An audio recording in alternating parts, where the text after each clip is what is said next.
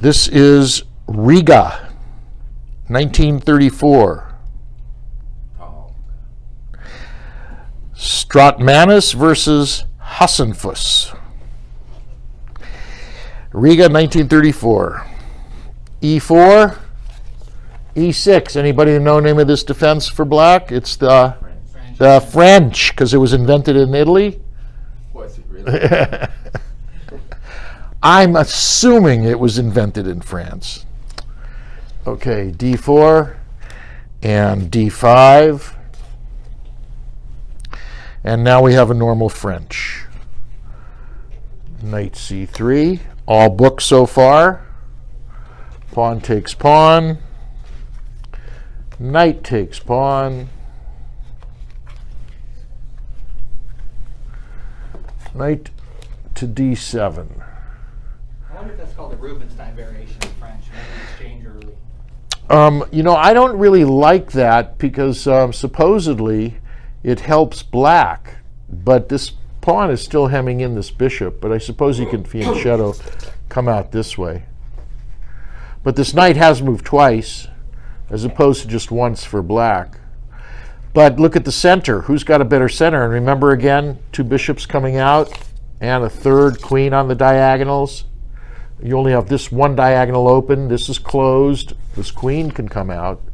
But it just looks like white has a better center and more development right away. Sure enough, knight f3. Knight f6 saying, I don't mind. You've moved once, twice. If you want to move 3 times, take a knight that's only moved once. Go ahead. I'll get 2 tempos. So he doesn't. He continues developing, getting ready to castle, because this way, if he takes, he can just take back. There's no harm, no foul. No problem. Looks like everybody's doing what they're supposed to do, ignoring the trading, because what you want to do is develop your pieces and castle in the first 8 to 10 moves. Everybody's doing exactly what they're supposed to be doing. So it looks like both sides are ready to castle. Sure enough, white castles first. Computer analysis has shown this king is how many moves safer than this king? Anybody know? 4. It will take an extra 4 moves for black to checkmate this king as opposed to white checkmating this king if he stays in the center, which is why he probably should castle right now and get those 4 moves of safety back, but he doesn't. He says, I have a little more time. I'm going to fianchetto this bishop and take control of this light diagonal over here. And white says, I have a safe king. Let's tear the center open before you castle. I'm going to come for you. Let's do it. And black ignores it, continues with his development, and now he's got a really beautiful light square diagonal that he's controlling. Knight takes knight, check. And if the bishop takes, that's not going to work out, is it? Because, let's see, I think the knight could take, king takes, queen up, check. If pawn takes, maybe knight takes, pawn takes, queen check. So it doesn't work that way. He takes with the pawn, which is an interesting, I've done it before also, because immediately rook over to g8 and look at this. You're hitting g2 with the bishop and the rook.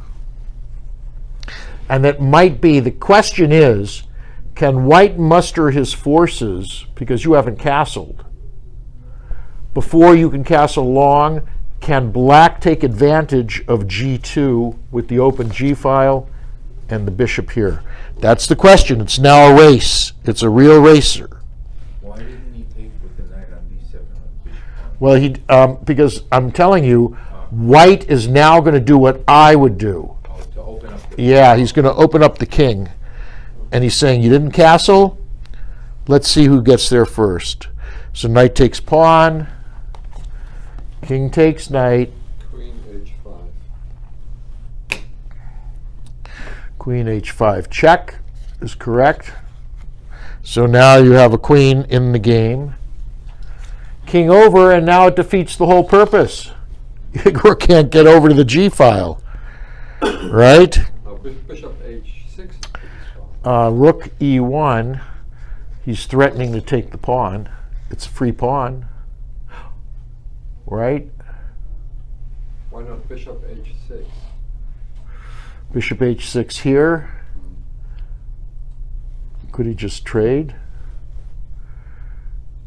Well, See, as long as the rook's here, he can't mate him because he's, you know, you're looking at mate. You want to get rid of this rook. So I'm thinking rook takes pawn, maybe even rook takes bishop. No, rook to e3. Oh, rook here and over for checkmate. That's what it is. He's not going to even take the pawn. Yeah, rook e3.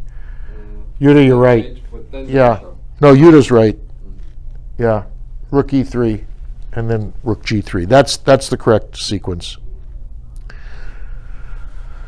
Okay, knight f8 to block. He's going to block it. That's what he's going to do, right? Remember saying knight f8, never mate? That's probably why he played it. Now your bishop. Especially with the knight. Now your bishop to h6, threatening He wanted check to here. That's why he did it, but it didn't work out. Okay, which leads to a mate and winning the rook. Queen here. He's threatening this. So he's got to push here to stop this check. Okay, so he had no choice. Why not queen to e8? And sure enough, your move, rook to e3, Yuta's move. Yeah, queen e8, but I think it's too late. Right? He says check. Yeah, check first. Now, here's what white missed.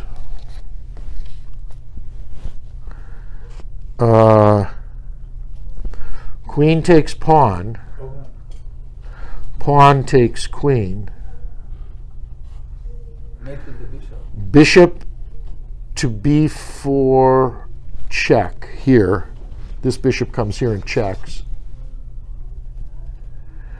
Queen has to block. Yeah. And then, let's see, there was a follow-through of rook over check, and then when the bishop blocks, it's a mate here because this is still open. Because the queen can't come over and take the rook because it's pinned by the bishop. But he missed that. He missed the queen sacrifice here, which leads to mate in 5. He missed it. Wow. But can't the knight also block the check with on G? Well, the knight came up now. Okay, the knight came up now. Now the bishop came here to put the pin on here so the queen can take. It's not good. Or maybe he's just going to take it and say check. Why did black not trade the queens? How is he going to trade queens? Before the knight move? Well, he did. Yes, bring it in over, but maybe black could have just say check or rook over check.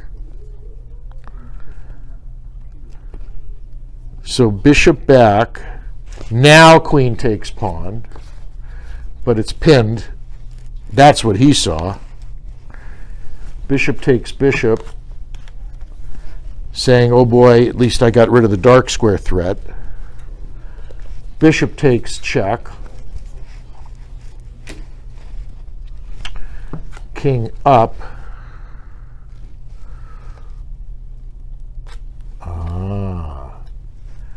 Check. Now, what happens if the knight, what happens if the knight takes the queen? Is this mate? No. No. Goes to black square. The knight needs to go back. F6. Oh, well, yeah, but this is where he went. He went here to check, and the knight didn't take him. The king went back. Why didn't he take it? And then he said check. And after the queen blocks, he took. So let's take a look and see why didn't he take. Let's see what happens with the knight. The knight is on knight 3. Was the rook on G3, pin the knight, or no? Let's see. If the rook had gone to, yes, I missed this 15th move. It had gone here. That's why it blocked. That's why. You're right, Robbie. This was the 15th move. The problem is they put it up here on the top and I missed it. That came over for the check, and that's why he moved the knight up to block the check. That was the 15th move. That's what it was. Yes, and the knight came out. That's when he did. He stopped the check. Then the bishop came over here.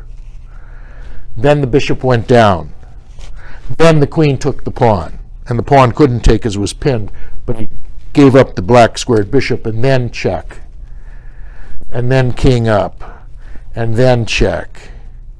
And then king back. And now check. And their only move is this. And then mate. Death on the light square. Yeah. Yeah, the rook came over for the check. I missed the 15th move up here in the corner. All right. So what you did is you cracked it open. See these three pawns here protecting this king? How many over here protecting this king? That's what you can do with sacrifices. And the Polgar sisters were brilliant at it, all three of them. Their father, Laszlo, had taught them how to do this. If you guys can get that book, Chess, that he wrote with the 5,200 puzzles, at the back of the book, there are 600 miniature games. 300 games are all about cracking open at F7, G7, and H7, F2, G2, and H2. And they're all Polgar games, and the girls show you how to crack that open after the king has been castled with sacrifices. They're just brilliant games. If you can find a copy, maybe you can find it on eBay or something. It's called Chess by Laszlo Polgar. It's brilliant, brilliant. All right, that's the first hour, guys. We'll take a break. We'll come back in about 10 minutes. Like that. You are the best.